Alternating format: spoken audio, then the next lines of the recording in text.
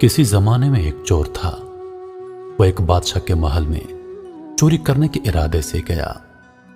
रात का वक्त था और महल के एक कमरे से बादशाह और उसकी बीवी की गुफ्तगू की आवाज आ रही थी। चोर खड़े होकर सुनने लगा।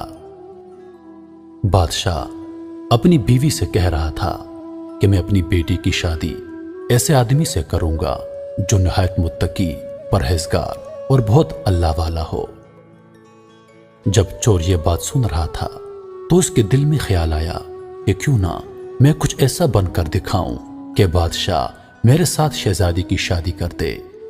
दिल में एक लालच पैदा हो गई। अब वो चोरी करना तो भूल गया, लेकिन धोखा देने पर उतर आया। वो घर जाकर बहुत देर तक सोचने लगा कि किस तरह मैं इस बात में कामयाब हो सकता हूं। फिर एक तदबीर उसकी समझ में आई कि बादशाह के महल के करीब एक मस्जिद है। उसमें जाकर बुजुर्गाना लिबास पहनकर और उनकी वज़ाकता अख्तियार करके वहां दिन रात इबादतें मशगूल होकर बैठ जाऊंगा तो शायद यह बात बादशाह तक जरूर पहुंचेगी कि कोई आदमी यहां ऐसा मुत्तकी और परहेजगार आया है जो दिन रात अल्लाह की इबादत में मसरूफ होता है। हो सकता है कि बादशाह की निगाह मेरे ऊपर पड़ जाए और मैं शहजादी से शादी करने के लिए चुन लिया जाऊं। यह उस चोर का एक नहायत हकीर और जलील दुनियावी मकसद था जिसके लिए उसने ये इरादा किया था। फिर उसने अपने प्रोग्राम के मुताबिक बुजुर्गाना लिबास, पोशाक, वज़ाकता अख्तियार करके उस मस्जिद में जाकर बैठ गया। नमाजों पे नमाजें, जिक्र तलावत, मराकबा सब शुरू कर लिया। दिन गुजरते रहे और लोगों में शोहरत हो गई कि कोई अल्लाह के बहुत बड़े वली यहां आ गए हैं जो दिन रात इबादत करते हैं।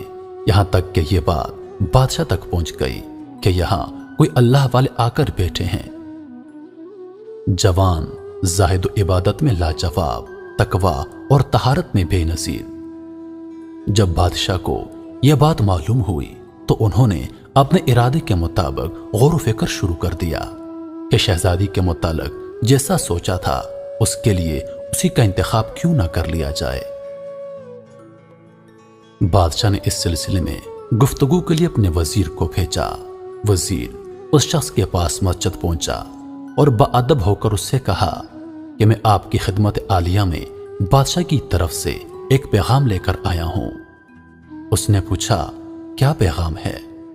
वजीर ने बताया कि बादशाह ने कई साल पहले यह फैसला कर लिया था कि वो अपनी बेटी का निकाह एक ऐसे शख्स से करेंगे जो बड़ा मुत्तकी, परहेजगार और अल्लाह वाला हो।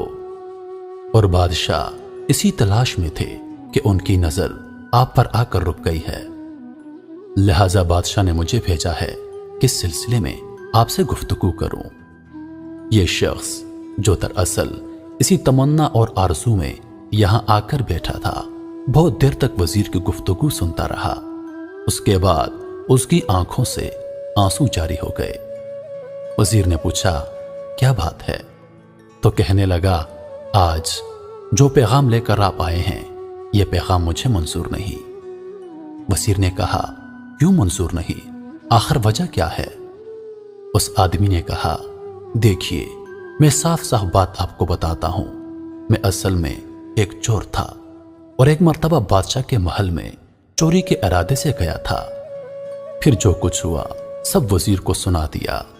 उसके बाद चोर ने कहा कि मैंने यह वज़ाकता उसी लालच की वजह से अख्तियार की थी, लेकिन मैं यहां आकर बैठा तो मेरे खुदा ने मुझे अपना बना लिया।